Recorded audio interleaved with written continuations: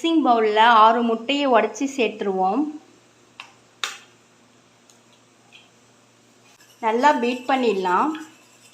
Pan சூடானதும் 1 table spoon oil சூடானதும் சின்ன சின்னதாக கட் பண்ண வெங்காயம் 1 கப்பு, கறிவேப்பிலை, கொத்தமல்லி, மஞ்சள் தூள், அரை டீஸ்பூன் மிளகுத்தூள் நல்லா வதக்கிட்டலாம். பீட் பண்ணி வச்சிருக்கிற முட்டை கலவையில் சேர்த்துருவோம். உப்பு நல்லா கலந்து விட்டாச்சு. ஆம்லெட் வார்த்தலாம்.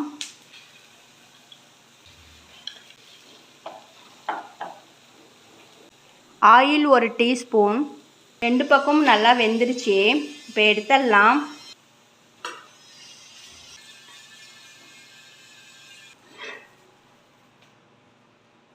எக் ஆம்லெட் ரெடி ஆயிடுச்சு.